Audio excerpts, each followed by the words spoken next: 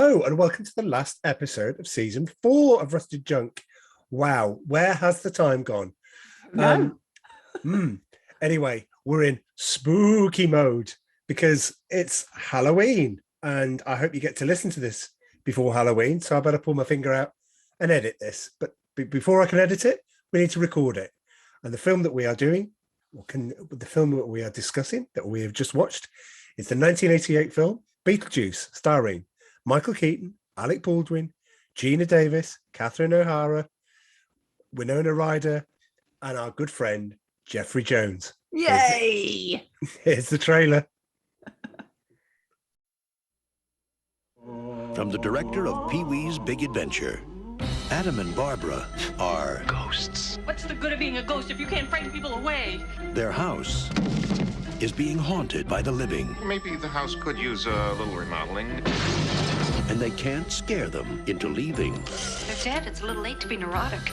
So they're calling on Beetlejuice. Beetlejuice, Beetlejuice, Beetlejuice! Who's no ordinary ghost. You don't want his help. Can you be scary? What do you think of this? Now, the party's over. You want somebody out of the house? I want to get somebody out of your house. But the fun has just begun. It's showtime. Learn to throw your voice, fool your friends, fun and party. Not bad. This is amazing. Want a cigarette? Oh, no, thank you. Oh, yeah, here I come, baby. He's guaranteed to put some life Attention, Kingward shoppers. in your afterlife. Michael Keaton is Beetlejuice. I'm the ghost with the most, babe.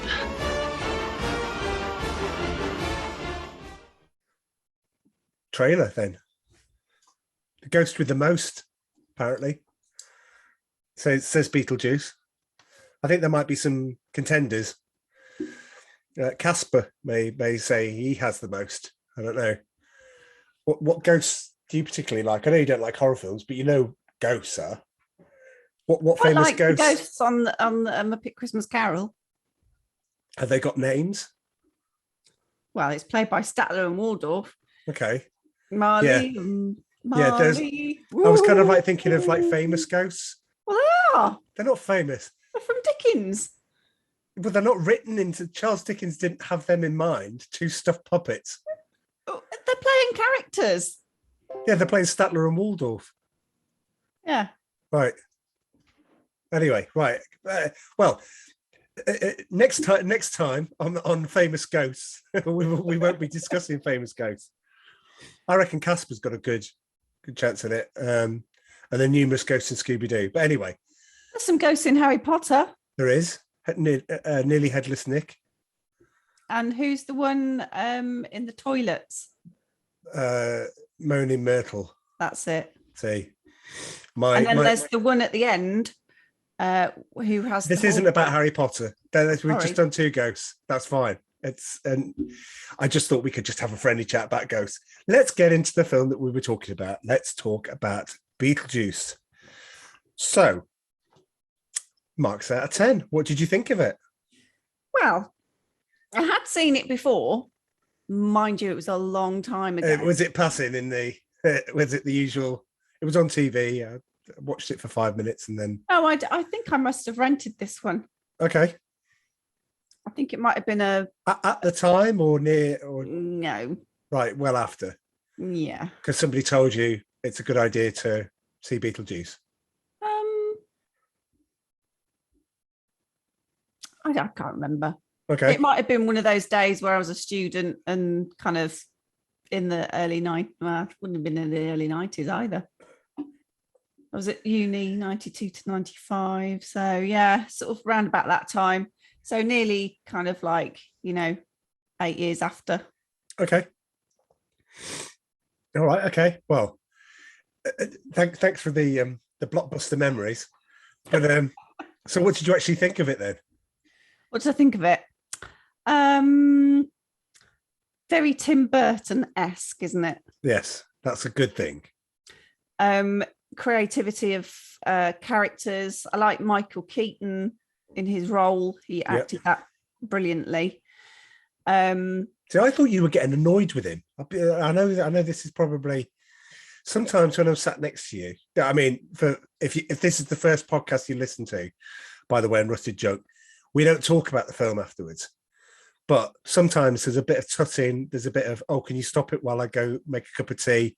And you kind of get I'm not getting this. I thought you were getting visibly uncomfortable with Michael Keaton, if I'm honest. So that's a nice surprise. I didn't like his leeriness. Well, it's a product of the time. We'll get to that. Yeah. Yeah, I didn't like that. Yeah. So I don't think that has aged particularly well. Right.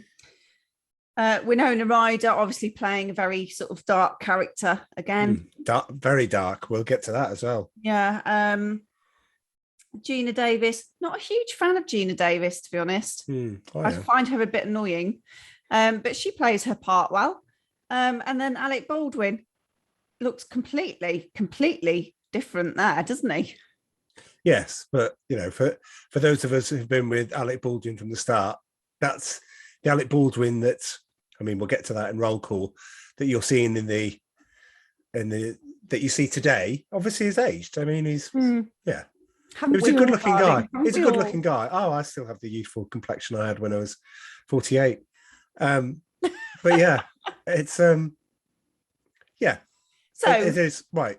As a film, as a concept, it works quite well. I'd forgotten that they're actually dead quite early on in the film. Right. I'd forgotten that. You don't remember the bridge that they go over there? No, I didn't remember that bit. Okay. So yeah, I thought it was all right. Nice Halloween, yeah. It's a nice Halloweeny film. It's all right. There's some funny moments in it. Well, this is about what we can get away with. This and Ghostbusters and Ghostbusters 2 is probably what we can get away with you and horror for Halloween. Yes, I was about that. Yeah. So yeah, this is about as close as it gets. So my score? Yes.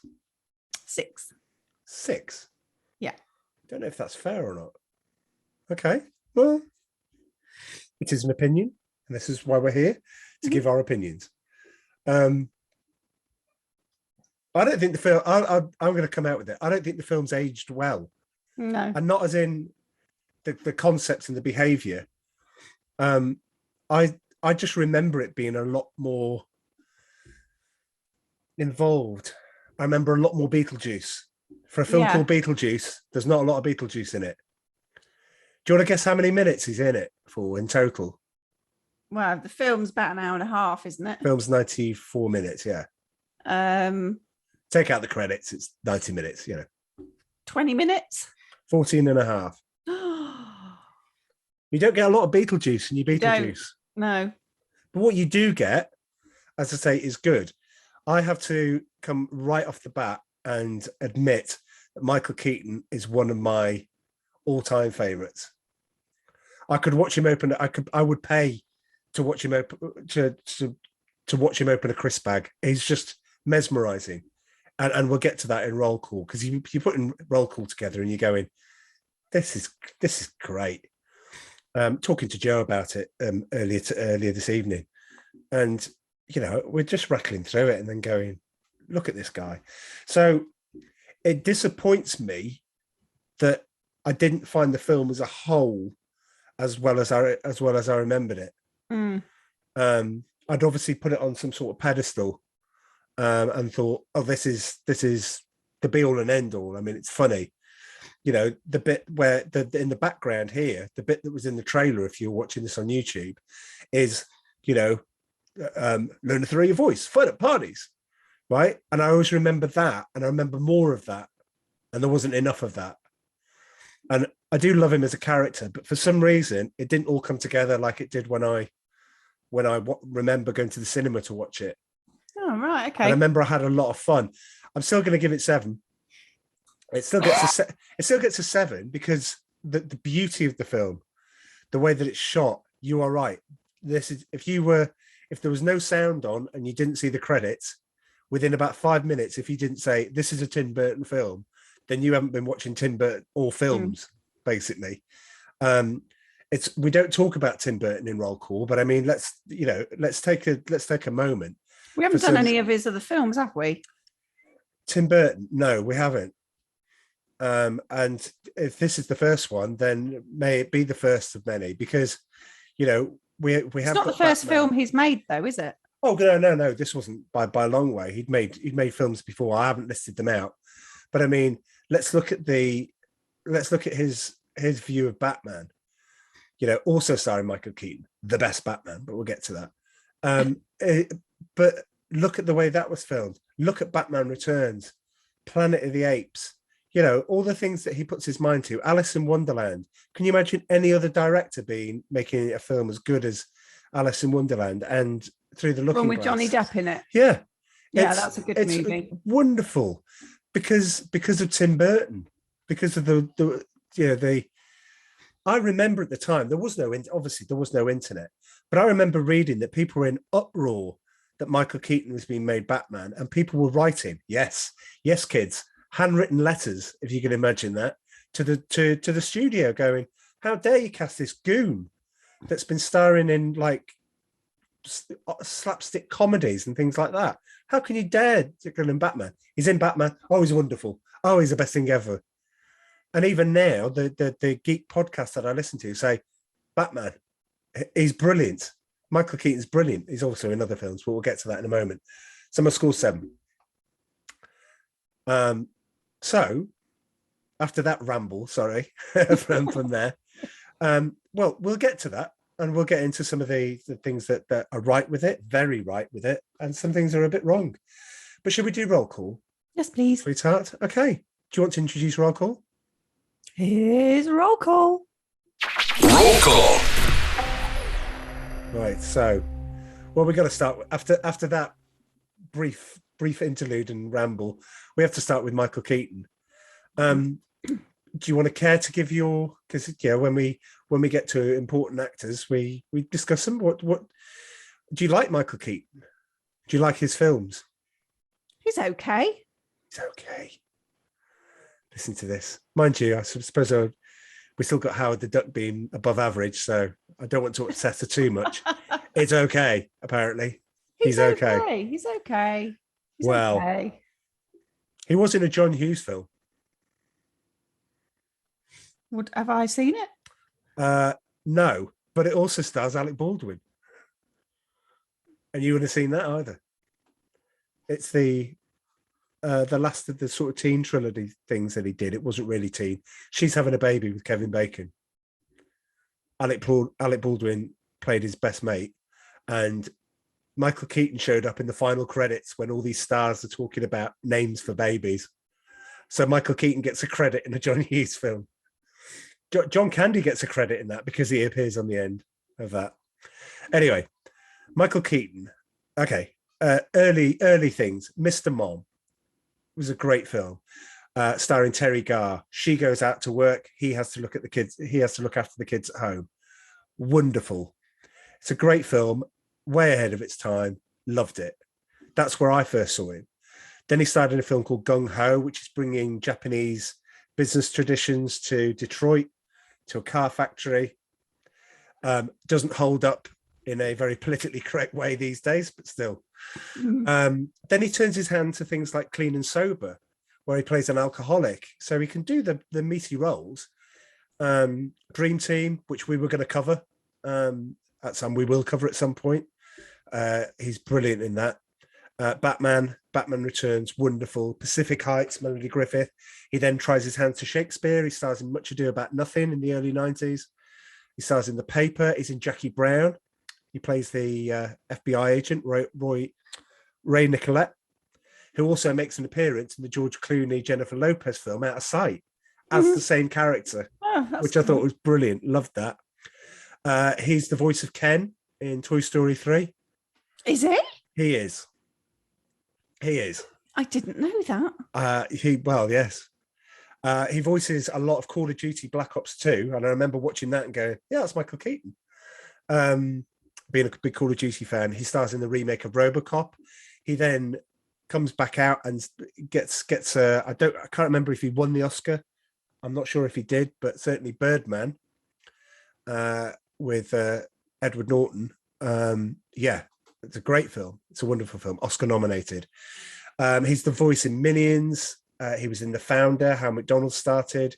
He was wonderful, literally wonderful, as the Falcon in Spider-Man Homecoming, which was great. He was in Dumbo, and Batman fans rejoice because he plays Bruce Wayne and Batman in the new Flash film coming next year.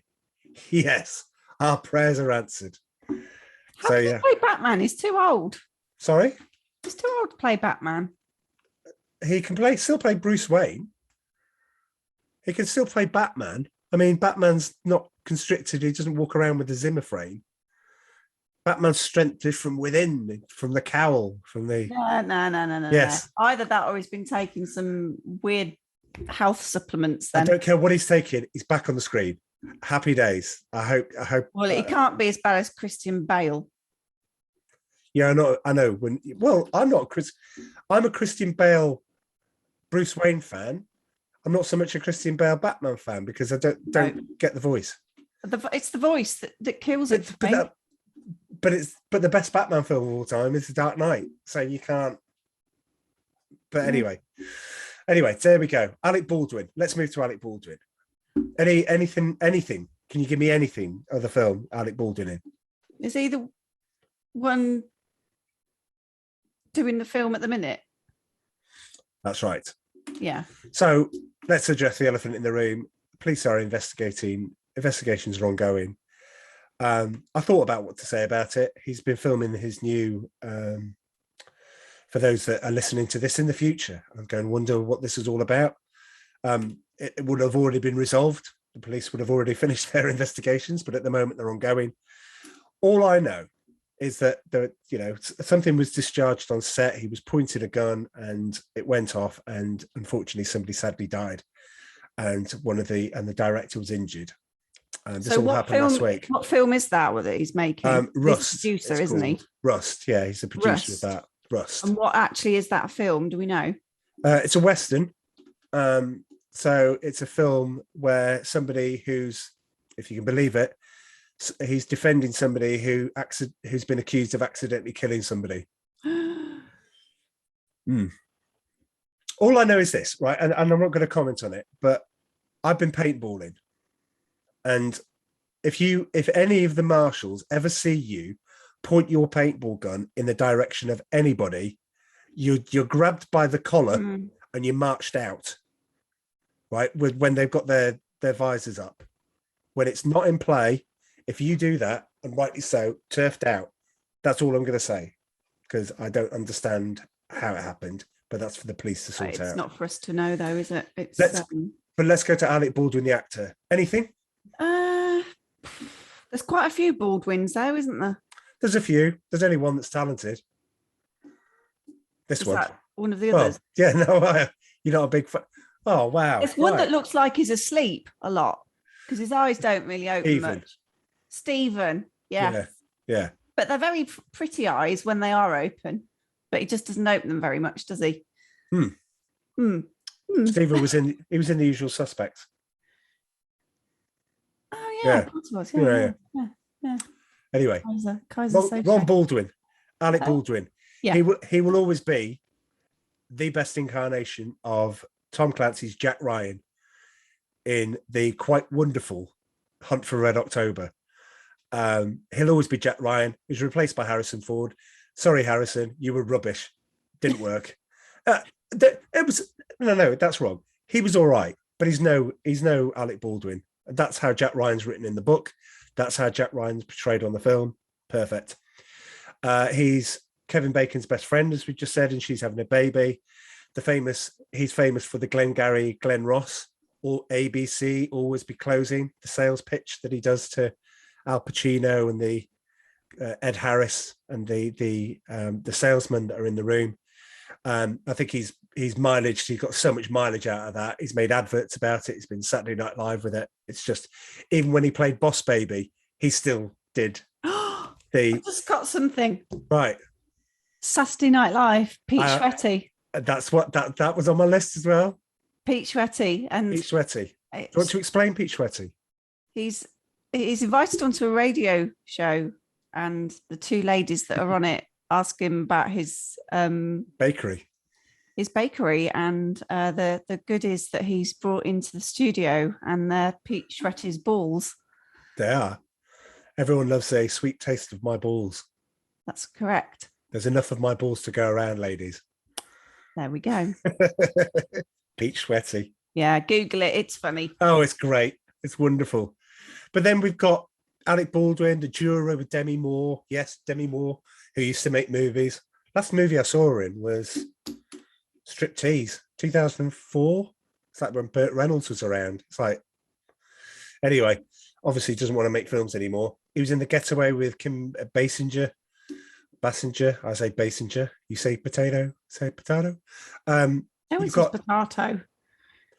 Well, the song does, so somebody did somewhere. So she was in that with Alec Baldwin because they were going out. He was in Okay. Notting Hill. What's that? It was the boyfriend. It was Julie Roberts' boyfriend that surprised her. Of course. See? Yes, he turns This up is at the why I hotel do when this. she's just invited Hugh Grant back for a bit of That's right. coffee. And he pretends that he's the Reporter. no, he pretends he's the Oh, the waiter. hotel, the waiter. Butler. That's Yeah, right. Butler. concierge, just checking. Yeah. Yeah. You get butlers in the hotels, don't you?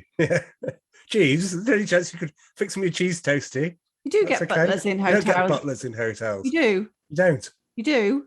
In very posh hotels, you have your own butler. Well, something If you you've want to got tell the- me? If you've got the dosh, you get a butler. Is this what you got to tell me about my 50th? Oh, butler. Oh, he says wiping away a tear. That'd be lovely. Right. No, it wouldn't be. I wouldn't want somebody to wait over me. I've got you, sweetheart. Anyway, bless you. Not sure how to take that. in the right way. He's a narrator. Moving on. He takes the Ringo Starr spot because he narrates Thomas the Tank Engine in the US. All right. Okay. Was that Yeah. because no one could understand Ringo Starr? Oh, I don't know what you mean. He's You're in right. 30 Rock. He was in 30 Rock. Didn't That was his watch most it. famous one. I watched it. It was all right. I didn't go through it all. Rock of Ages with Tom Cruise, Russell Brand. Yes, Didn't see that either. just watch it. Just watch it once. That's all I say. You'll only ever want to watch it once, but you'd be glad that you've watched it once. He's the voice of Boss Baby. And there we go. Alec Baldwin.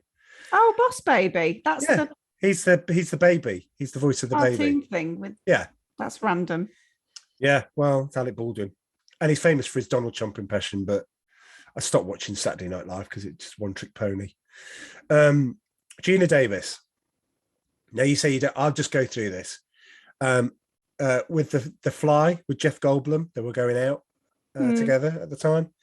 They also made Earth Girls Are Easy with Jeff Goldblum, which is a great film. You need to check that out. I watched Thelma and Louise. That's on the list. Yep, you That got was a Thelma good and Louise. movie, It is a actually. good movie. Yeah. But one of the in a sea of films I'm going to ask you to check out, I've got to tell you, and we will cover it at some point. Watch The Accidental Tourist with Gina Davis, Kathleen Turner, and William Hurt. That's my recommendation. Watch The Accidental Tourist. I love that film. Thelma and Louise, a pre-Pirates of the Caribbean, Cutthroat Island with Matthew Modine. I remember watching that. She was very good. She's better than Keira Knightley, but then that's not difficult. Another Gina He's Davis. so harsh Well, sometimes. it's true. Remember, what did Mark Kermode call her? IKEA Knightley. And I'm like, yes, she is pretty wooden. she is pretty wooden. Anyway, another film I'm going to tell you to check out simply because I haven't watched it. And when I wrote it down today, I went, I've got to watch this over the next few days. The Long Kiss Goodnight. Do you remember that? Has that got Helen Mirren in it? It hasn't. Which one am I thinking of? The Long I- Good Friday. Yeah. Long Kiss Goodnight. She basically has knocks her head protecting a family and realizes that she's actually an assassin in real life. And it's It's just brilliant. I just cannot fault that film. So from this Gina Davis revival that was happening, she got her own show. She got the Gina Show. Didn't last long. Lasted 8 episodes, but lasted more than Davina McCall's chat show over here, which was 3. I think people watched the first one and went, but you might be able to present Big Brother, but you ain't no chat show host. She's in the wonderful series Commander-in-Chief, where she plays President Mackenzie Allen. Donald Sutherland's in it. Watch that next. It's just we scroll through Netflix and just find rubbish. It's just nothing. And then I think I should just go back to these shows that I really enjoyed and haven't seen for years and years. She's in Grey's Anatomy. It's about time you start restarted West Wing, isn't it? It's around that sort of time there, yeah. I'm probably a bit overdue for the 8th time. Grey's Anatomy, and she was in a show that you watched, but I didn't, called Glow. She in Glow? She is in Glow. Okay, well, obviously left a mark on you in that way, then, yeah. Don't remember seeing her in Glow. That's not to say she wasn't in it. Well, she wasn't one of the wrestlers. Well, I don't know. I didn't watch it. Didn't watch it. Annie Mackenzie. She is Annie McEnroe. You cannot be serious. She was the estate agent. Shall I wait while you find out what she was in Glow? So this is great for the people that are watching on YouTube, but I'm going to have to keep talking for the people who are watching on audio, unless you want to hear like typing in to pictures of Gina Davis in Glow. Are you ready? This is going to take about 3 seconds, and then she's going to go, "Oh, her." 3, 2, 1. No, Google not working. Yeah, but Right. But first you'll have to. Oh, listen, Google's kicking off on the phone. well, Right. it's not me. Anyway, No, I don't right. remember she is in it, but I don't remember her being in it. So Fine. It can't be that big of a part. Excellent. Back in the room. Annie McEnroe, the estate agent. She's passerby. She's played not many roles, and you would expect her to, because I thought she was quite good. She's passerby 4 in Born on the 4th of July. She's woman at birthday in Wall Street 2, Money Never Sleeps. But she's in Running Scared, which we did, and I couldn't remember a character, and even IMDb couldn't bring up a character. So, but she was in it. She's in a film that we covered. Anyway, on to more popular. Catherine O'Hara. Tell me about Catherine O'Hara. What's she most famous for? Is this the Kevin's mum from Home Alone? That's right. Yeah. Kevin's mum from Home Alone. Yes. But weirdly, the bit in Home Alone, which I love, where John Candy offers to give her a lift home, and you must have heard of me, the polka king of the Midwest, polka, polka, polka. She starred with John. I didn't realize this until I researched it. She actually started working with John Candy in the TV Saturday Night Live equivalent called Second City. And I Googled it, and they worked brilliantly together. No wonder it must be like meeting each other on set and going, "Hey, how you doing?" And just like going straight into it. She's in Betsy's Wedding with Molly Ringwald and Alan Alda. She's brilliant in that. Forgot about that. She's Wyatt Earp's wife in the Kevin Costner one. She's in Best in Show. But hey, crazy kids, listen to this. To her, to you, to the millennials and the Gen Zs out there, she's probably the woman in Schitt's Creek, spelt SCHITTS Creek, which is a series that's been 5 seasons. It also stars Eugene Levy, who was in the last film that we did, which was National Lampoon's Vacation. See how all these little things come together. Little nuggets. They're all like, why wouldn't you? The talent that was on a show. Anyway, on to your favorite, Jeffrey Jones. Yes. Now you had a chuckle. You had a nice warm glow about you as soon as you saw him come into the film. And you're like, yeah, And I thank you, Jeffrey Jones, if you're listening. If you're getting curious and going, type into Spotify and get this, and please listen to Howard the Duck. We loved you in that. We loved you in Ferris. We just love you, right? Okay, it's fine. But there is a nice. I've got to tell you that it was a nice. You're great to watch. And speaking to Joe, he went, my favorite film of his is Amadeus, where he played King Rupert. And you're like, I need to go and watch that again then. I need to I've go and never watch. seen Amadeus. Oh, well, Joe said that you'd love it. Is that Anyway. the film that Falco did the theme tune for? No. Falco. Oh. No, Falco didn't do the theme tune to anything. I thought he did. No, he just capitalized on what was going on at the time.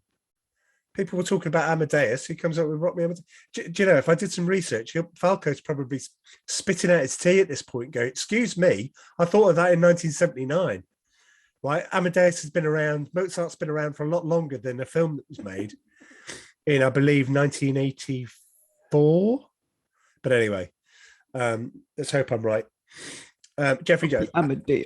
Amadeus, Ferris, Howard the Duck. He stars with John Candy in Who's Harry Crumb. That's why we'll do it, because it'll have Jeffrey Jones and John Candy in it. How can you fail? Ed Wood, he's in The Devil's Advocate with Keanu Reeves and Al Pacino. He's in the series Deadwood, which we've got to watch, which we've now got and we can watch. So he's in Ed Wood and Deadwood. Edward and Deadwood. But when he bumped into Alec Baldwin on the set of Hunt for Red October, it's a little Beetlejuice reunion because he's Skip Tyler, who we keep talking about every time we talk about Jeffrey Jones, which is the guy that gives him the advice on the Caterpillar drive that the Russians have. He's the foreman at the shipyard where the submarines are built. Skip Tyler. Oh, Jeffrey Jones in that.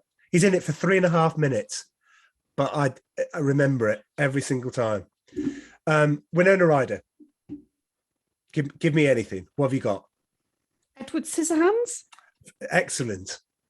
I'm not going to do the 3 because I don't think you'll get there, but you might. I don't know. Was she in one of the Addams family? She wasn't. Oh. No. Okay. She wasn't. She's in the one with the Sheep Shoot song with Cher. Mermaids, yeah. That's the one. Wait a minute. Are you going to go for 3? I'll have to put a drum roll. Wait a minute. Hopefully, no, don't do that. Don't do that. Okay. I can't remember. All right. You did, yes. No. It's Sorry. all right. It's my computer talking to me.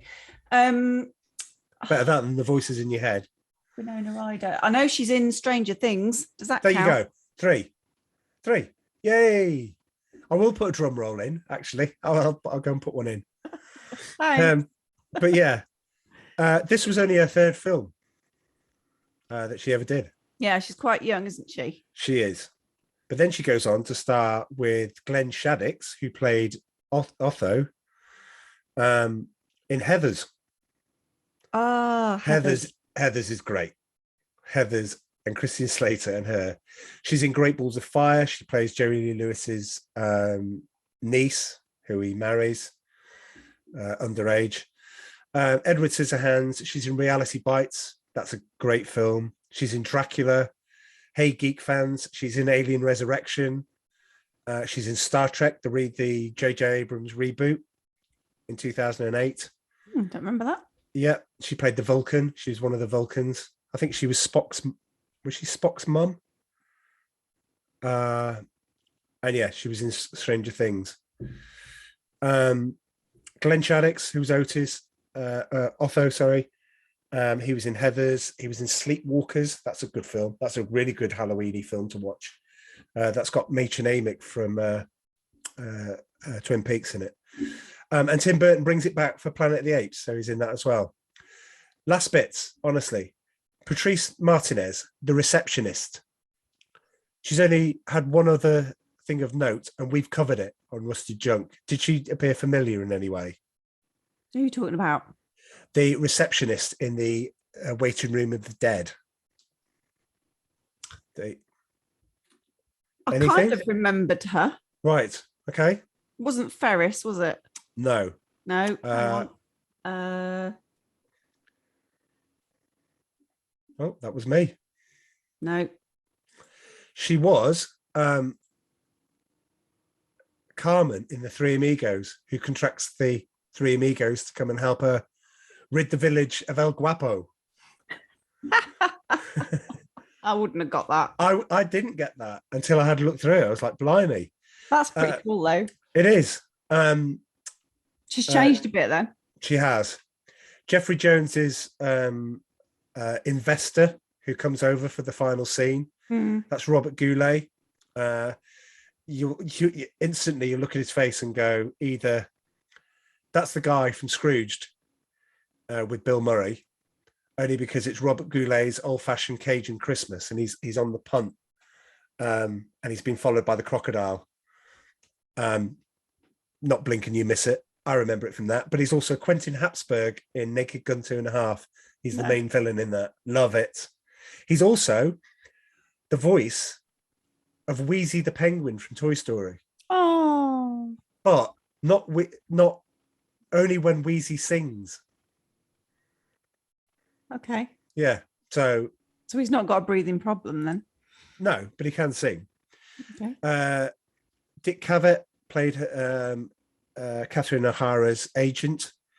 He's famous for Nightmare on Elm Street 3. He was a talk show host at the time in America, more respected, more well-known over there. But he's the one that's on TV. He's watching her. She drifts off. She wakes up and sees him on TV. And Dick Cavett becomes Freddy Krueger. Brilliant. And lastly, I didn't know this, but Dwayne Dans, he's one of the football players that's dead in the waiting room of the dead in her office, in Juno's office. And he's got one line, and I can't remember what he said. But he's not the one that needs to go to the loo, is he? No. I can't remember. That might be the line. I do. Anyway, I can't remember. But he's remembered. As soon as I saw that, I went, oh, he's from summer school, which we were going to cover. He's the guy that goes to the toilet at the start of the film, you don't see him again because he takes the hall pass with the toilet key and you never see him. But at the end, when all the students are totting the grades up, he gets the most grades and you never see him. But yeah, anyway, there we go. That's roll call. Big roll call, but it's worth it. On to Beetlejuice. So set the scene for us. What happens? What happens at the start? Well, the cameras. While I take a drink. Oh, the cameras are panning in on a scene, and you think it's kind of like the village that they've gone to live in, but it's not. It's actually a model of the village. One thing I noticed, actually, just kind of changing the subject slightly, but keeping it on the film. Okay. The characters, is it the Maitlands? The Maitlands, yeah. Yeah, they're the people that move into the house that end up like dying. No, they've lived there for a long time. He's got a hardware store in town. Yeah, but they haven't been there that long now, have they? They have. They've made the place their own. That's why they're so gutted when the new people come in. They were going to take their vacation at home so they could do it up. Oh, okay. Well, have you noticed that they're quite normal? They're actually very normal people. Whereas the family that move in from New York. Oh, yeah. She's mad as a box of frogs. Yes. And completely, out there with her artwork, which is actually quite rubbish. I was going to say really rude. I kind of like some of it. Really rude word then.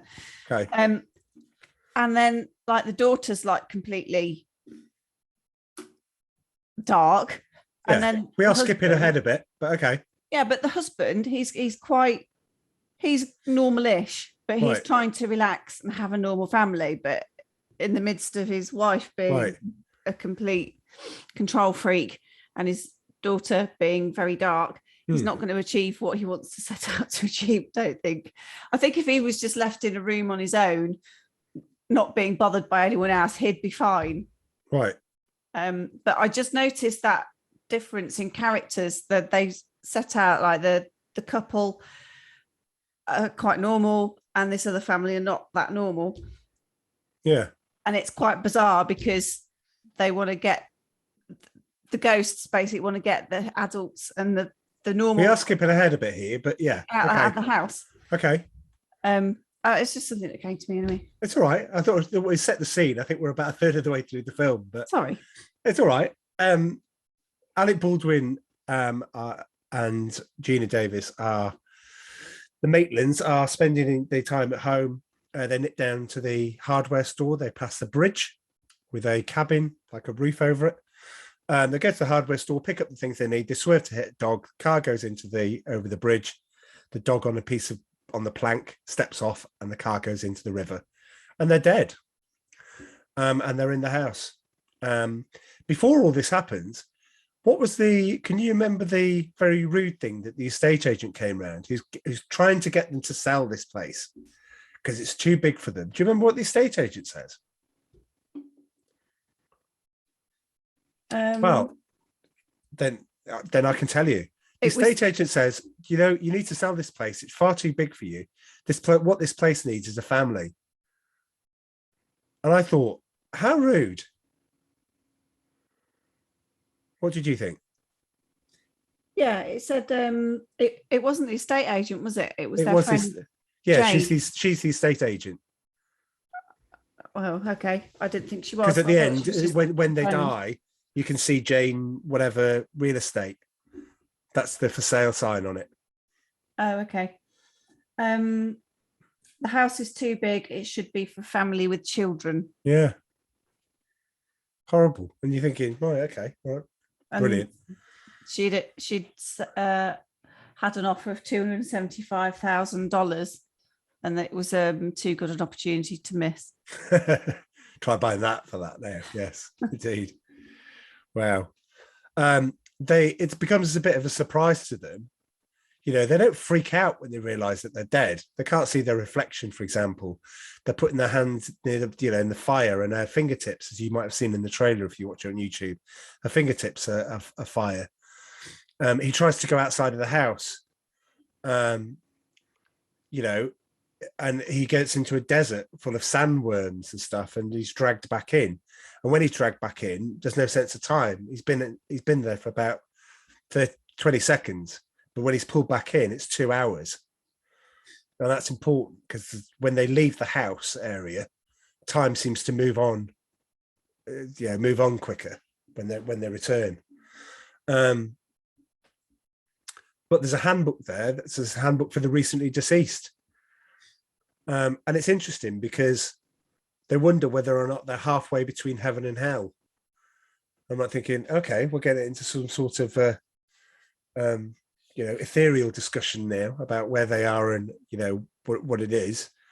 But they also look in the paper and they see that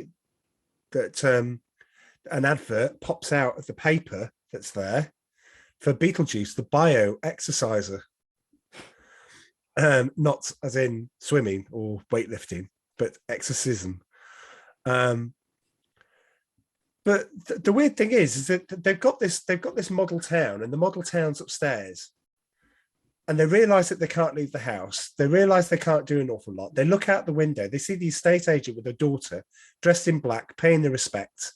As I said, the camera pans out, and it's her that's the real estate agent. So it's quite clear that she's sold the house. But where did they get the cemetery bit in the model village has mourners and wreaths by it with their names on it? I thought, well, who built that? I thought that was a bit odd, as if I don't know if the village thing was supposed to take on a life of its own, and just dynamically reflect what's going on out there. Because it's, I know, it was all a bit. There's all a bit, yeah, wasn't it really? And then when Beetlejuice is in the model as well, and then he interacts with them, and it's a bit weird. So next thing you see is the new people are moving in. They get woken up. They're in bed. They get woken up by people coming around the house, and they realise they can't be seen. They are ghosts. And And then you get this wonderful performance by both Jeffrey Jones, Catherine O'Hara, and the guy who plays Otho. It's just brilliant because Jeffrey Jones just wants a place of his own. He doesn't want all this arty stuff. He doesn't want the hustle and bustle of city life anymore, does he? No, he doesn't. And he loves it. And and you think, did you ever stop to think how these two got together? Did she just see him for his money? I don't know. Well, because you're like, what? They're not very well matched, are they? No, they're not at all. But at this point, you don't know that Winona Ryder is Jeffrey Jones's daughter and that Catherine O'Hara is her stepmother. Mm. So you feel it's pretty close. They're kind of close. Did you get that? No. The two of them. You didn't get that. Right, okay. Oh, perhaps I just saw something maybe that wasn't there. Winona Ryder does what Winona Ryder... Can I say it 3 times? Beetlejuice. No! Oh, well, he's here now. But Winona Ryder plays the surly teenager and the gothic teenager perfectly. I mean, she's great. She's got a range of acting as Winona Ryder, I think. I think she's great in Stranger Things. I think she's great in Reality Bites. I think she's great in when she puts her mind to it. And Edward Scissorhands, it's a beautiful film. But yeah, I think she plays it really well.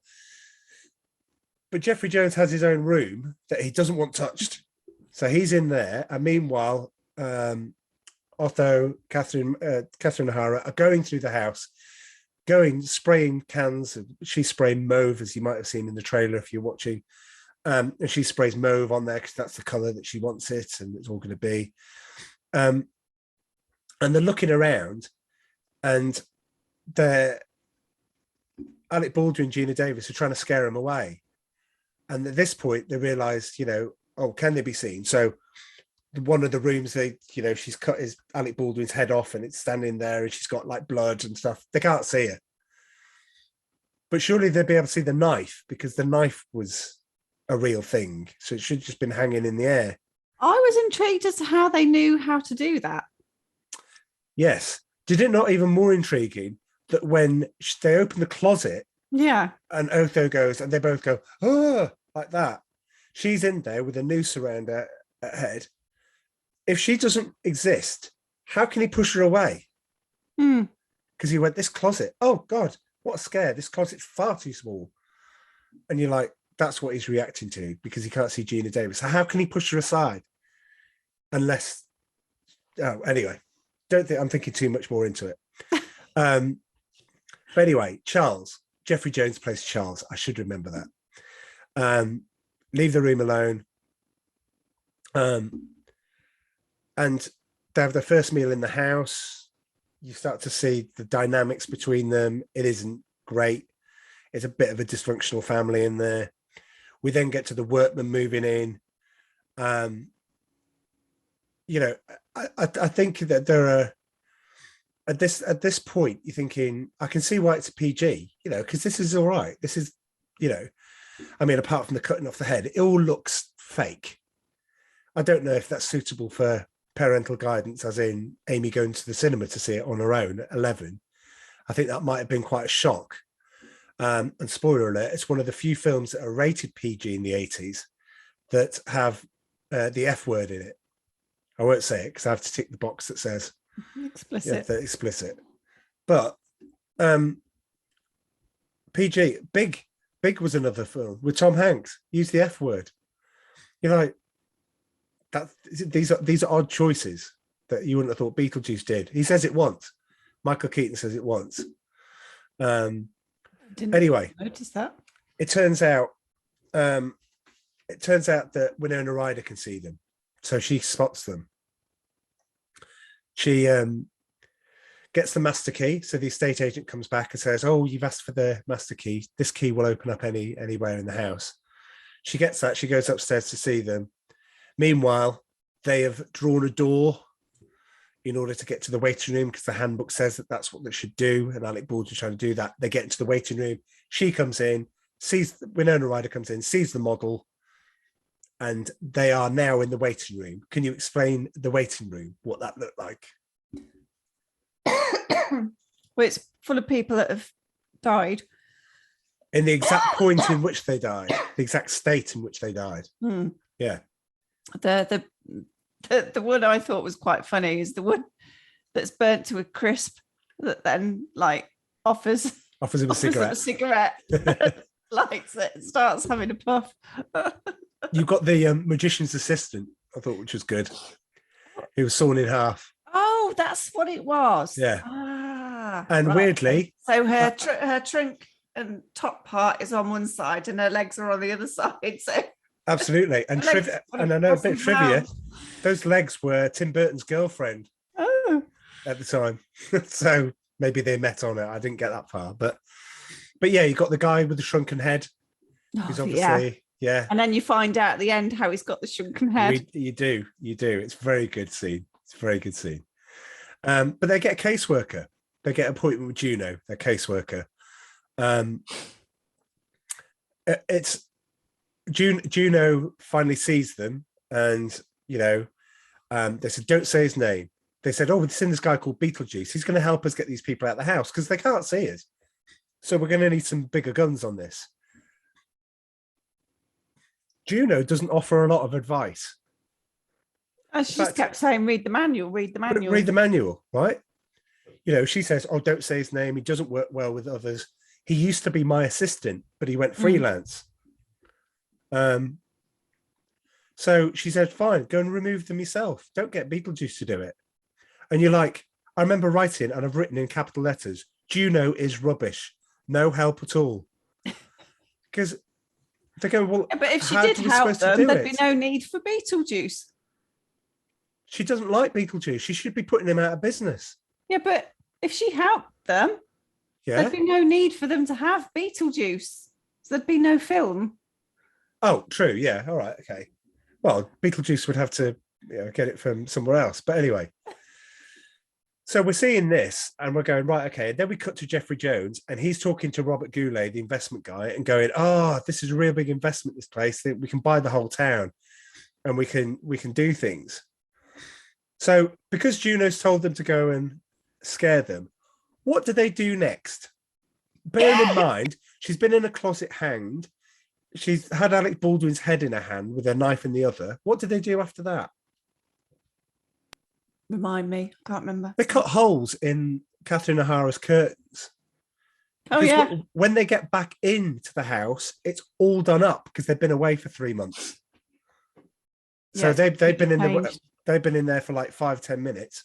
It comes back and it's 3 months and it's all been, arranged apart from the one room that Jeffrey Jones wants. And I thought, if they can't manipulate objects, how did they cut the holes in the curtains? And the weird thing is, later on in the film, they're redecorating the attic. How can they do that? Maybe you're right. Maybe they've mastered some art of being able to hold an object. In which case, you would see the knife at the start in midair. Sorry, but yeah. Anyway, so Winona Ryder sees these. They try to scare everybody. Catherine O'Hara's passed out, drunk, or no, she'd taken diazepam or whatever it was, and Winona Ryder takes photos with them with the curtains on because you realise Mum will go spare that you've. She's going mad the fact you cut holes in her curtains. They should, you can see us, and she takes pictures, and the pictures show there's nothing below them, so they are ghosts. Just sheets hanging around. And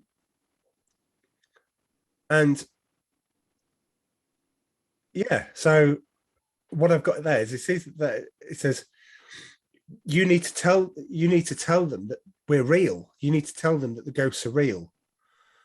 And she doesn't. And at this point, nobody seems to be going to help us. So what do? What do they say 3 times? Not doing it. BBB. And suddenly they are thrust into the model where Beetlejuice is there. Now, considering somebody's got an advert in there for their services, what I find is very odd. They make them do presumably about an hour, half an hour, an hour's worth of digging to get to the coffin in Beetlejuice's grave, in which he appears in all of his glory. Model. So which is the model. They're miniature, Yeah, and they're having to dig into the model, which is really bizarre. it's very bizarre. It's very bizarre, but it's a good scene, isn't it? Where he goes, can I have can I have your resume? Can I have your experience? Yes, well, I studied at Juilliard for 3 years. I've seen The Exorcist about 157 times, and it keeps getting funnier every single time I see it. And you just think, this is great.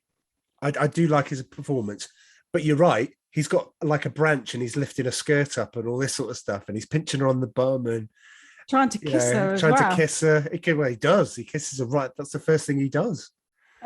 Yeah. And grabs hold of her and stuff. We are in the era of consent. So yes. But yeah, this is 1988. So I'm done making. We'll call it out and say that obviously it does, when you watch it with eyes, it does make you feel a little bit uncomfortable, but it doesn't take away from, look at this guy's performance. Michael Keaton ad-libbed 90% of his lines. Yeah, that wouldn't surprise me. And it works, because it works. But anyway, so he basically says, oh, you do it. They get a really odd feeling about the guy. So she then says, how do we get out of this? Home, home, home. And they come out of it. And Beetlejuice is like, oh, you losers. That's where he says his F word, because he pushes the tree over. Right. So the weird thing is, he's still stuck in the model. Yes, he's still stuck in the model. Why isn't he actually outside in the village, in the cemetery? Yeah. Why is he in the model? Yeah, absolutely. Don't get it. Whoops. Really don't get that. Yeah, so then they come up with a plan. The Maitlands come up with a plan. Was it their plan for the Deo scene? For the Well, when they're having the nobody meal? knows, because it wasn't talked about beforehand. No. Winona Ryder was talking about, because she'd read the manual, hadn't she? Yes. Whilst they'd been in the waiting room, etc. She'd read the manual because so much time had passed in real life. Yeah. That she then gave them like, oh no, you've got to do better than that. And I think she talked to them about what else they could do, be done, because she's not affected by that. No. And that's another good scene. It's probably one of the best scenes in the film. With the the dance scene with the meal and they all get possessed. Shrimps. And they all do something to add to this song, and it's great. It's wonderful. Yeah. But instead of forcing them out, I mean, you've got Harry Belafonte, with Deo song. What's it called? The Banana Boat song.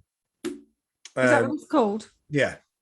And yeah, so it's a great scene. Everyone's working well. Jeffrey Jones, they're obviously, Tim Burton's just behind the camera and going, just do your own thing to this music. You are being possessed.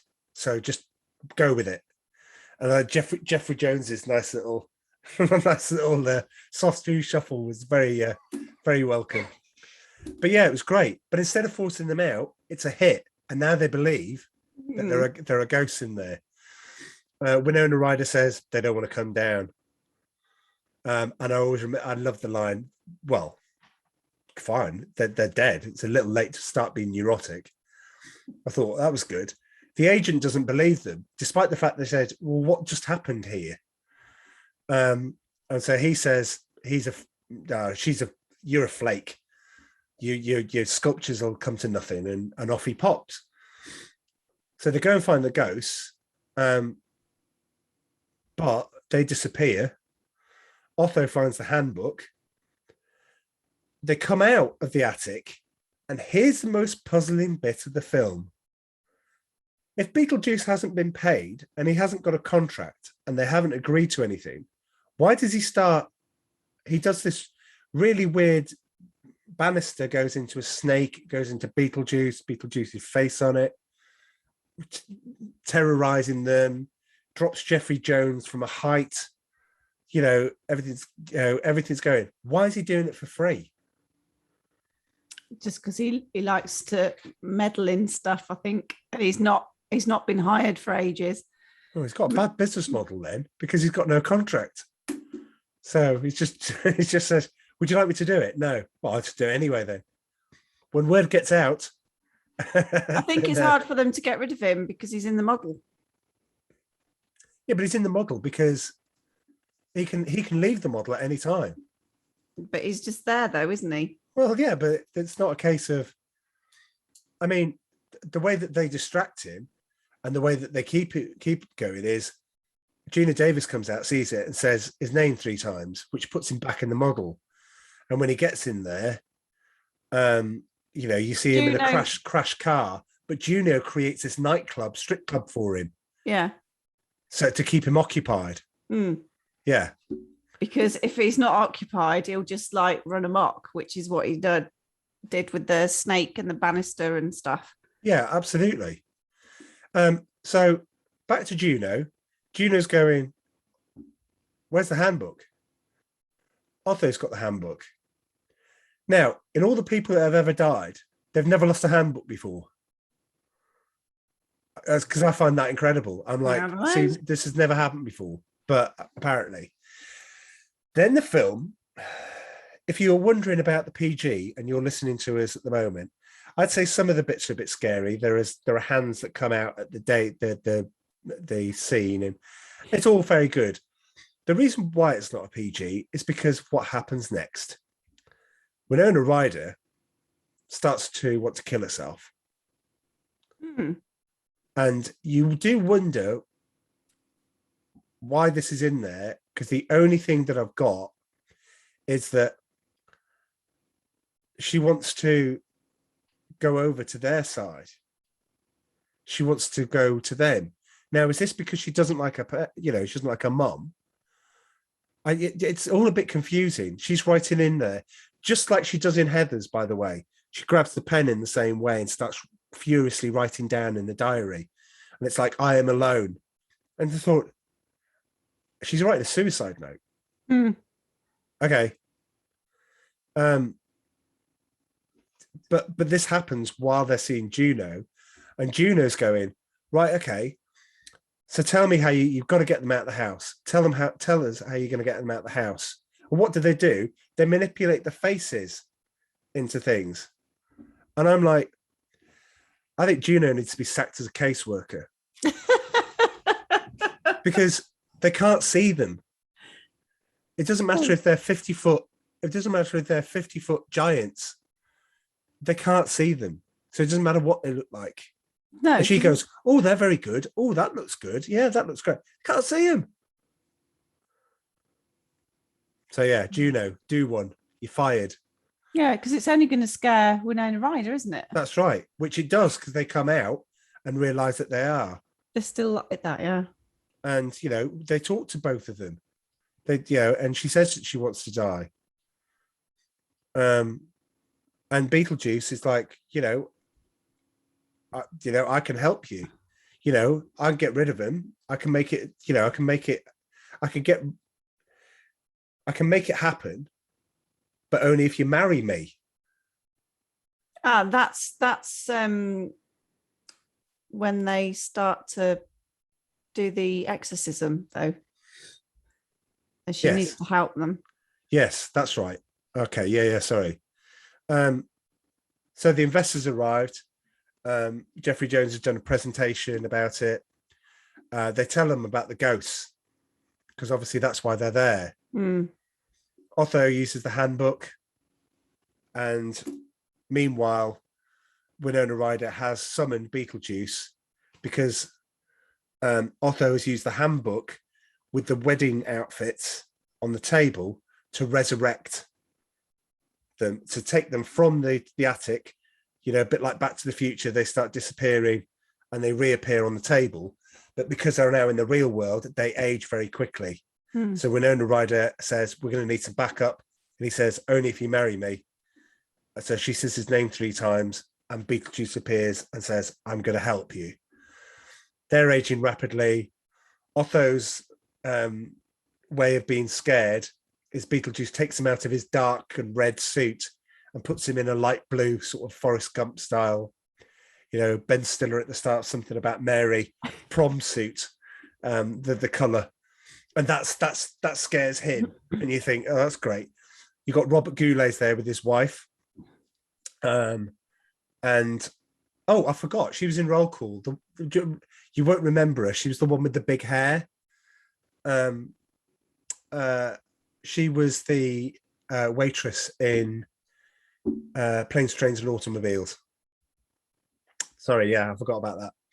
Thanks for that. Yeah. Anyway, Beetlejuice appears as a circus with a merry-go-round on his head, and two unravels, of which he, like a strongman thing where you hit the thing and hit the bell.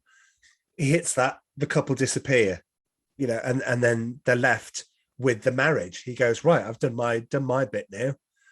I think you need to marry you. So he summons this priest, little small creature thing that comes out in order to marry them. But they realise that as Gina Davis and Alec Baldwin start getting back to where they were and de-aging, they need to say his name 3 times to put him back in his box. They can't. Gina Davis gets a zip on her mouth. She manages to say it once. She says it twice.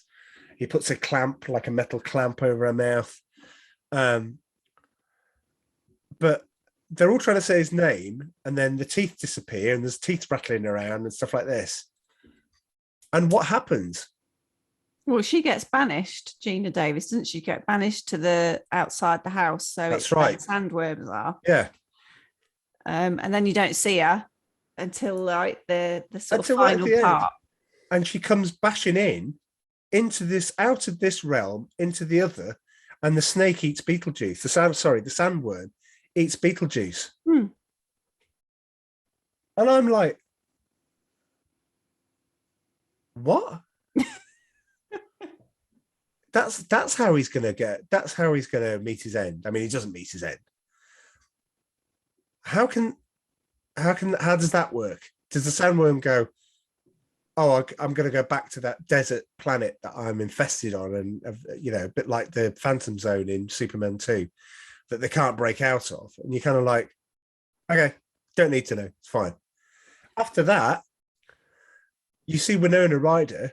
She's all dressed up normally, de-gothed. She looks weird. She looks better as a goth. She's coming home from school. And you find out that they all live together in the house. And Alec Baldwin and Gina Davis are helping with schoolwork because they're celebrating the fact that she got an A in maths. And you've got Jeremy Jones going, ooh, that sounds like she got an A in a maths test. And I'm like, okay. That's how the film ends. Apart from, you cut back into the waiting room, Beetlejuice has a ticket number, which is like 9 trillion and, whatever in line. And the guy next to him, who's the witch doctor, has got the number 4. The ticket. And the ticket thing goes... Being served is at number 3. Number 3. So he manages to say, look over there, and mix it. And the witch doctor obviously sees that, takes out some sprinkles and sprinkles it on Beetlejuice's head. And I'm like, so what we're essentially supposed to realise is Beetlejuice can't die. Hasn't died at that point, yeah. Can't die. Well, he hasn't died at that point. He's not been processed. But he's already dead. He's not rested then, because he's not been processed. But he's a freelance. Okay. I to my mind, it just felt like it'll just always go around and around. Anyway, we're doing actually quite well, because I thought at this point we'd be up to like an hour and a half, but we're about an hour and 10, I think. So yeah, I think we've got a nice lot of time for trivia time. We'll go into trivia time if you want, because I think it might be a nice and I segue in, and we can talk about some of the aspects of that. But yeah, on reflection and all of that, yeah, I'm still going to say 7. I still think 7 is fair, and I can see it from your point of view that 6 is fair. So yeah, I think so. Anyway, shall we wonderfully segue into trivia time? Okay, here we go. This is trivia time. Trivia time. Did you know that the studio originally wanted to call the film House Ghosts? Oh, that's a mouthful. As a joke, Tim Burton suggested the name Scared Sheepless and was horrified when the studio said, yeah, okay, that sounds... He's like, no, it's only a joke. It's only a joke, I didn't mean it. According to Michael Keaton, the Beetlejuice character was described to him by Tim Burton as having lived in every time period, but no time period. Keaton used this as a jumping off point to create the character with such features as a shock hairdo, mold makeup, and large teeth. He said that when he first showed up to the set as Beetlejuice, the crew were chanting, juice, juice, juice, juice, juice. And Keaton got excited for the role. He wasn't that enthused, which we'll get to in a moment. But I have some great statistics, and one of them is about Cash in the Attic, which we'll get to, and you'll be able to explain to the listeners, especially our non-UK listeners, what Cash in the Attic is. Here's the first statistic, which isn't Cash in the Attic. Beetlejuice was the first DVD sent out by Netflix in 1998. It was the first DVD that was chosen when Netflix were where you could rent the DVDs as opposed to streaming. Was that what they did? Oh, sorry, kids. Yeah, it was like Love Film and all of those sorts of things. That's what I didn't Netflix know that. did. Yeah, so you didn't need to go into a Blockbuster to get it. They would send it to you at home, and when you finished with it, you'd return it. You used to do that, didn't you? Who I did did it you with go with? Love. I just say, I love film. The film.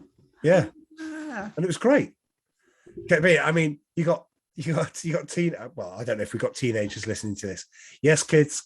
It was physical media that you actually had to have. Okay, you didn't just go. But do you know what? I did like going into Blockbuster. Oh, I loved that experience. Having a look at all the new movies and like trying to bag a copy so you could get it on a Saturday, buy your popcorn. It was like massive bags, wasn't it, of popcorn as well? Yeah. And like they would thought of do a everything. deal if you did that film and you could buy that, not buy, but rent that film for that price, or if you joined their membership, then you could have unlimited rentals and different things. Yeah, it was great. Really, really good.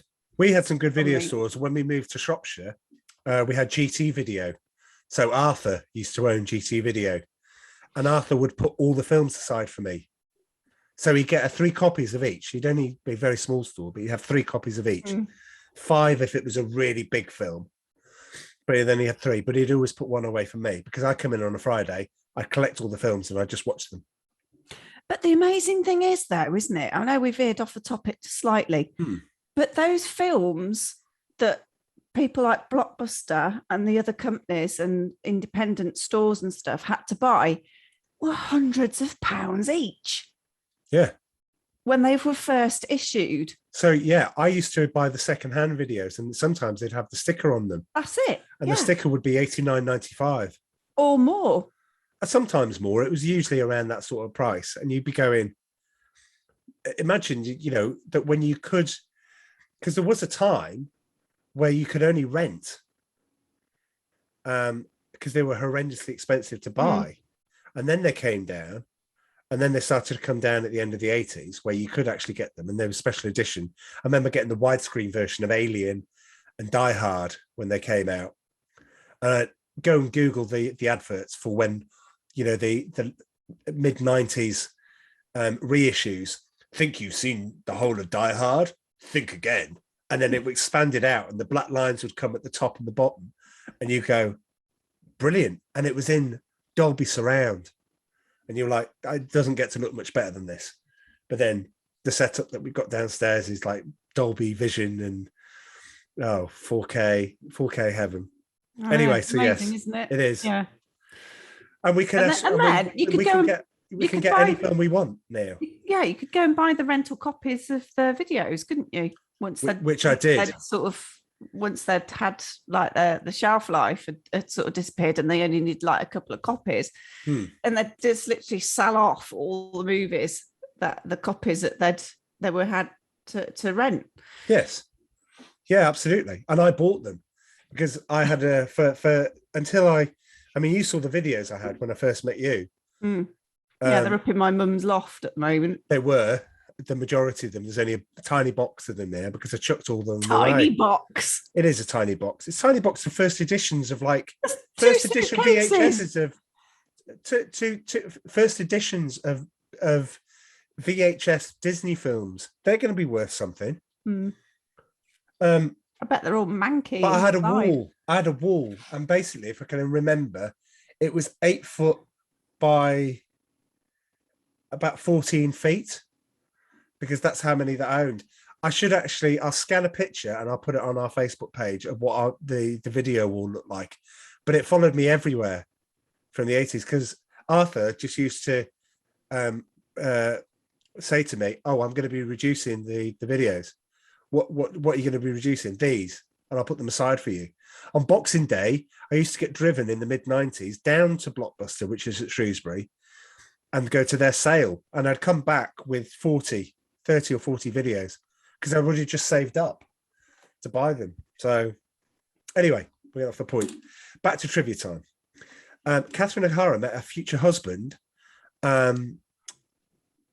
production designer Bo Welsh, while making the film. According to Welsh, Tim Burton said he should ask her out near the end of the filming. He says, "It didn't even occur to me I was even supposed to talk to the actors. But since Tim told me to do it, I did. We dated, were married, still are today." Hey. I know. I love that. I think she's great in that. When Glenn Shaddix, who played Otho, died, sadly, in September 2010, the last song performed at his memorial was Deo, the Banana Boat song. So he'd obviously had fond memories of that and wanted it included in there. I thought it was great. The movie's box office success created plans for a sequel, Beetlejuice Goes Hawaiian. The script was commissioned. Michael Keaton and Winona Ryder both signed on to reprise their roles. Tim Burton lost interest in the project and went on to direct Batman, and Batman Returns instead. Thank goodness is all I can say. However much Beetlejuice Goes Hawaiian, I'm not sure. I'll probably go and investigate what that script looks like. But anyway, as late as 2015, Warner Brothers was still trying to get the original sequel concept into production. So they still wanted to make Beetlejuice Goes Hawaiian. So the 3 films, the 4 films that have the F word in, that are PG, are Caddyshack 2, Big, and Spaceballs. So there you go.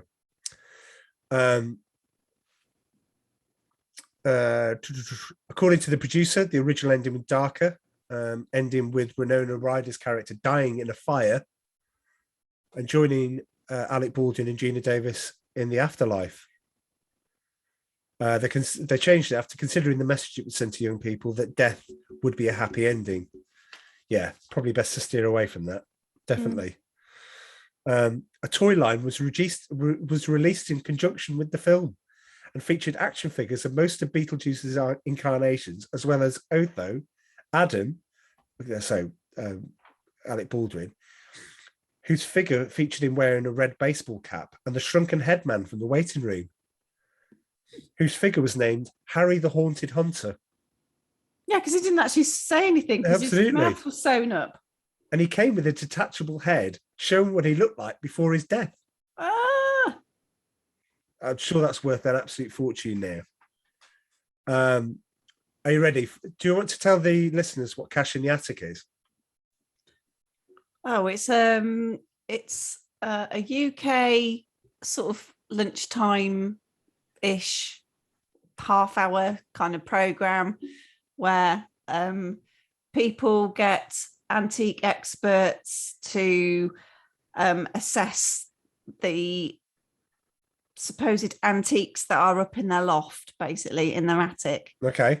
and then they have the option to sell them if they want, and then usually they gather a few £100, and then it goes towards, I don't know, someone's 60th birthday celebrations or something. That's it. Yeah.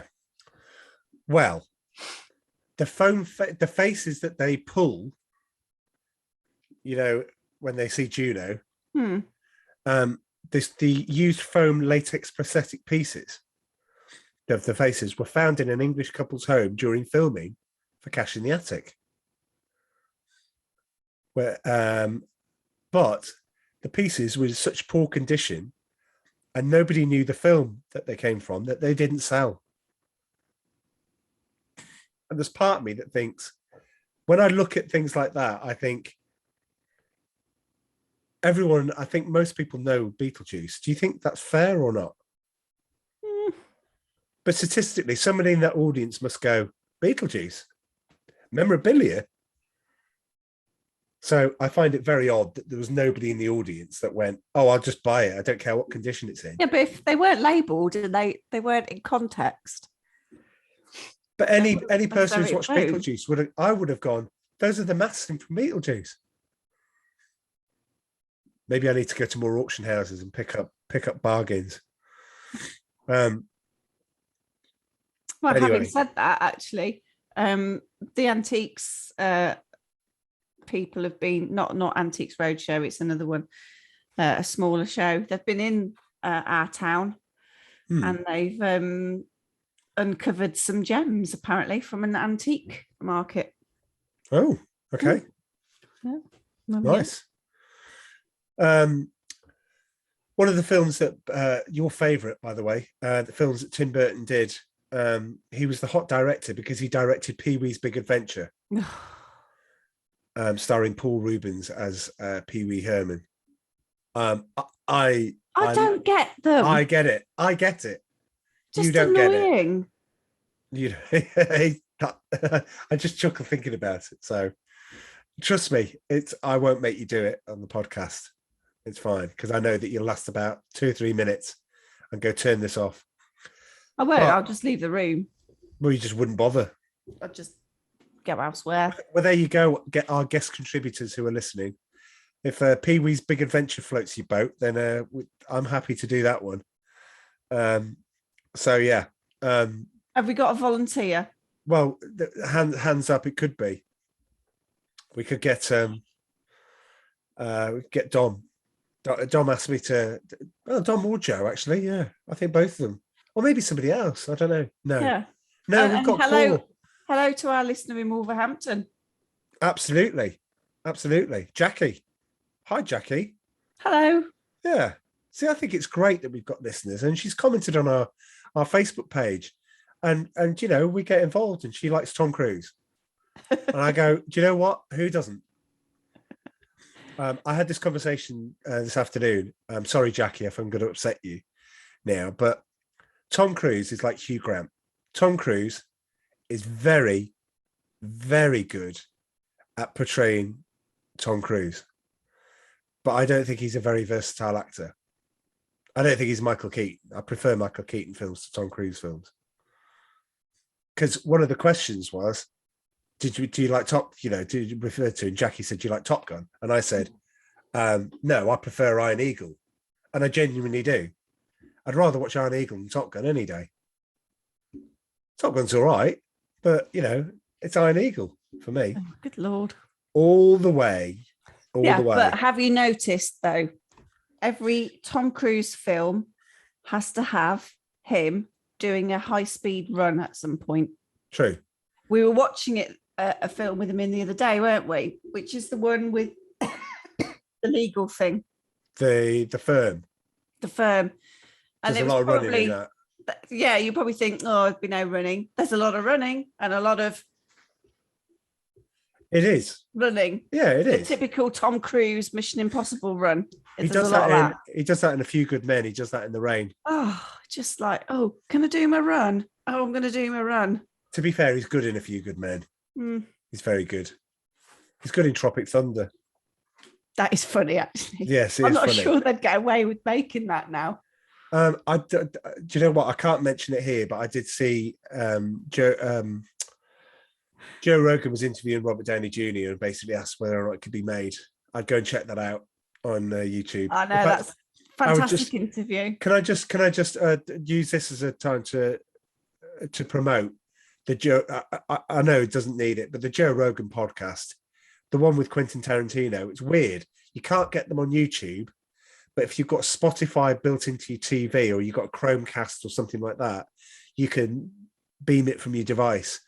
You can go onto Spotify, listen to the podcast as you would an audio one, but there's a button there you can press that shows you the video. The Quentin Tarantino one is 3.5 hours long. It's mesmerizing. But you're sat there listening to this guy and you're going, oh God, you just don't want to turn it off. We've got probably about an hour to go.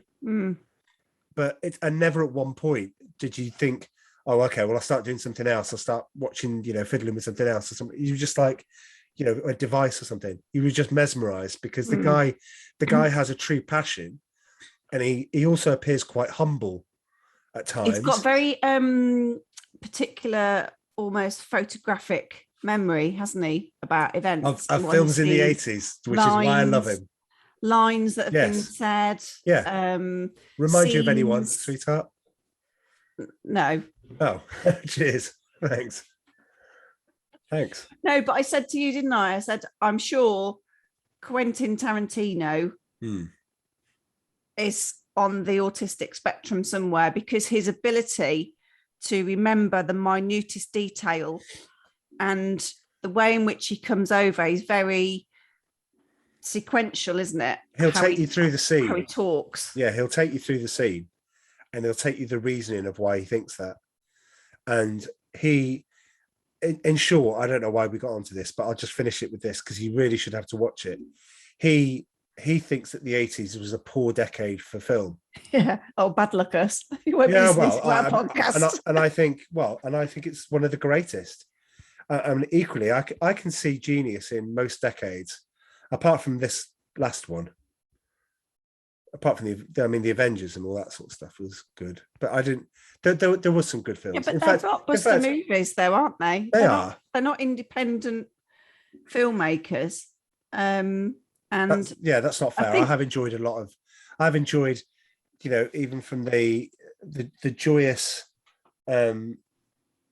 complete lunacy of a film like The Meg with Jason Statham. There are good, but when you want to go back to acting, raw acting that doesn't have any sort of political and you should think this and you should say it's the best thing since sliced bread, like a new Adele album, I don't see it, but people do, millions do. I'm in a minority, fine, whatever. But you go back to the 70s and he's right. You see The Godfather, you see Serpico, you see all of these legendary performances and these actors giving everything. And then the 80s comes along and goes, da, da, da, da, da, da, da, da, it's all fun and it's all... And I'm like, that's unfair, because I think there's a lot of great acting. There's a lot of great movies in the 80s with acting. Stand By Me. Tell me that every single person involved in that isn't acting their chops off. It's wonderful. But anyway, shameless plug for Joe Rogan. Watch the Quentin Tarantino one. We've got, I'm going back to it and I'm going, oh, I want to see that one. I want to see that one. I want to see that one. And the snippets on YouTube, but I really would go and watch the whole lot. Some of them do bizarrely go on YouTube. So I'm halfway through the Russell Brand one because I went to see Russell Brand a few weeks ago live and he was brilliant. And Joe Rogan just gets the best out of his podcast. I wish I was a quarter of the guy that guy is. But anyway, the last piece of trivia was Otho claimed to be a paranormal researcher in New York before the market collapsed. But this doesn't explain what he meant by that. It could be a nod to Ghostbusters, where the characters of the film have basically eliminated the paranormal and the market's collapsed. And I love that because do you know what? I'm going with that. We're doing that. Because when was Ghostbusters? 1984. Ah, okay. So this is 4 years after. So yeah, so the market's collapsed. Yeah, thanks Ghostbusters. So with that, my lovely, my compadre, my watcher in crime, Better half. Better. Some say better, some say other. I just realised that Dom set me a challenge to get a word into the podcast, and I'll have to get it in before the end of the podcast. We can't say it now because you've just alluded to the fact you're going to. Well, you don't know which word. You didn't know which word it is. Have you done it? Not yet. Oh. Yeah, but it could be discombobulate, and then I've just said it. No, because that's a word that you kind of use anyway. Yeah, well, I'm not a wazzock. I'm not going to be a right. Okay, fine. Then you might hear it. Who knows? But okay, Dom. Challenge accepted. That's the end. That's the end of season 4. No. You realise that we are pretty much at our 2-year anniversary. Happy anniversary! Yeah, and we had 3,000 Happy download anniversary. milestone, didn't we? Happy anniversary. What's that? We had our 3,000 download We milestone. did 3,000. Oh, check us out. 3,000. That's our listeners going, I love you, 3,000. Thank you. Bless you. So we draw a curtain onto Misc. I kind of like Misc because it could have gone anywhere, and it did go anywhere. Some nice things in that I enjoyed. Did you enjoy season 4? I did actually, yeah. I mean, I know I wasn't here, some of it. We had a bit of John, we had a bit of everything. We had a bit of John Candy when we needed it. We had a bit of Chevy Chase. Yeah, I think it was all Did we? Yeah, we did have John Hughes with National Lampoon's Vacation. Maybe he makes a sly appearance in anyway. Just wondering which is my best movie from the season. Right. Okay. Yeah, we got a bit of time. We thought we'd go for 2 hours. It's not Howard the Duck. I'm sorry. It's not Howard the Duck. What? Do you want me to give you the list up? Was the first one the Mosquito Coast? It wasn't. Let me hang bring on, that up. season 4, Back to School. Yes. It wasn't that one. Oh, right. For a moment there, I thought, I was going to get away with that. Okay. So the Sure Thing, I gave a 7. That's the highest. See, one. that's a good opener. Better Off Dead was a 7. Both, obviously. Yeah. John Cusack. What? This was his season, you mean? No, he was in The Sure Thing, wasn't he? Yeah, he was. Yeah. Yeah, and in Better Off Better Dead. Off Dead. Yeah. Yeah, so they're both a 7. Right. That's it. So they're my highest movies of this season. I'm going to discount the Mosquito Coast because it just ended up annoying me in the end. I remember that. I think it's. Do you know what? I think it's a dead heat between all the others. It can't be. Well, Have you not logged your scores in your book? no. Well, I'm going back to school then. Oh no! All That's right, okay. my lowest. Fine, I'll go Howard the Duck. That's my second lowest. But look at it. Right, okay. Well, I discount Summer Rental. If this is like the generation game, I've got to get rid of things. But the reason why, because I get to choose this season, is it's like Sophie's Choice. There's no way I'm going to choose. I'm going to discount the Mosquito Coast. Fine. Summer Rental, begrudgingly, has gone. The Great Outdoors. I loved it, but something has to go. What did you do with Dom? We did Real Genius. No, doesn't make the thing. Yes, that's what I'm saying. Is the ones the films that are left, I can't pick between them. Oh, I see. Can't. I just there's lines from Better Off. There's lines that I use from all of them. I love Howard the Duck. I'm one of the few that do, but he's going to get his own TV series at some point in Disney Plus. I'm telling you that now. It's got to happen. Yeah, Mosquito Coast annoyed me. Back to School, I loved seeing again. Yeah, it's just been great. We've had some great appearances. Dom came on for Real Genius, which is great. I say Joe came in for Better Off Dead because you weren't. Wasn't very well. You weren't very well. Thanks for standing in, Joe. Thank you. Yeah, and then he stood in for Vacation as well, and he did that. So yeah, so thanks to you. You're going to be back again next season. And so, listeners, if you love them, if you prefer them, let me know, and I'll go and cry somewhere and say fine. Oh no, because it'll be me. It'd just be. Yeah, it won't be right. me. Okay. It's not you. I'm a celebrity coming back soon. So, do you want to? I think we told everyone already, but do you want to give an idea of what's in store for season 5? Yeah. Go for it. Well, I came up with the title. You did. Quite original. I think it's genius. Cops and Robbers. Yeah. So we're gonna have a look at like cop movies. It's not going to be, necessarily traditional type cops and robbers movies. We're going to kind of do some that are, bigger, more well-known kind of films, I guess. Yeah. But they're not necessarily in any particular genre. It's just that they'll have a cop or a robber in them. Or both. Or both. Usually there's one and the other. Usually one and the other, yeah. Yeah. But I mean, the main theme will either be from the robber's side or from the cop side. Yeah. I mean, for example, spill the beans. One of the films is going to be. We talked about this the other day. Lethal Weapon. Is it? I think we discussed that about 5 times now. Okay. So yeah. Which Even one? when you came up with it, I went. The first thing I said is Lethal Weapon. Which one? One. The first one. I love them all. Is that that's not the one where he gets blown off the toilet, is it? That's 2. That's Lethal Weapon 2 by the South Africans. So yeah, I think that. I mean, I've got films that are coming into my head.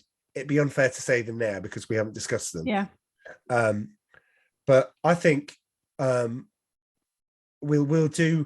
be more regular. I think in season 5 we'll do them a bit more regularly because I know there's been a bit of a gap between some of them in season 4 and for whatever reason. But I think we've got such a wealth of things to pick from because it's such a good topic. If you've got any suggestions, absolutely, listeners, we'd love to hear send them suggestions. Yeah, we're on Facebook. If listener 17 wants to get in touch, he hasn't been in touch for ages. No, hope it's okay. I hope he's all right. But yeah, people write in. Come, do what Jackie's done. We'd love to talk to you. Jackie, you get a special pass. You tell us the film, the Cops and Robbers film that you'd like to see, because you were the last person to contact us. So yeah, you win a prize because it's the end of season 80s. 4. Well, yeah, it does, and not something that's. Well, I was about to say not something that's well known, but Lethal Weapon. That is. Again. Beverly Hills Cop. That's well known. Oh yeah. Well, yeah. Don't give away them all.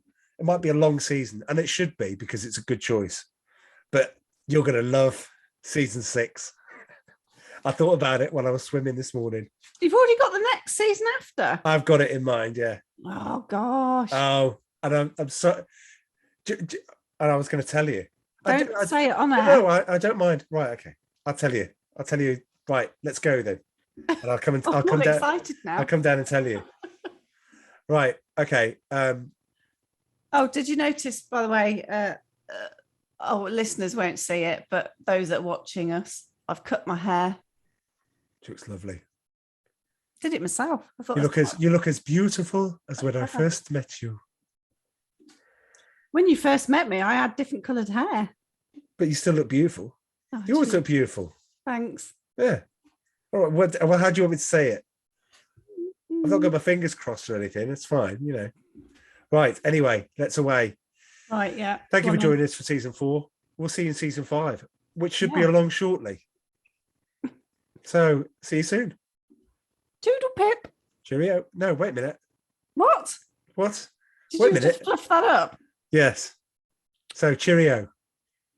Are you done? Yes. Right. Toodle pip. Bye.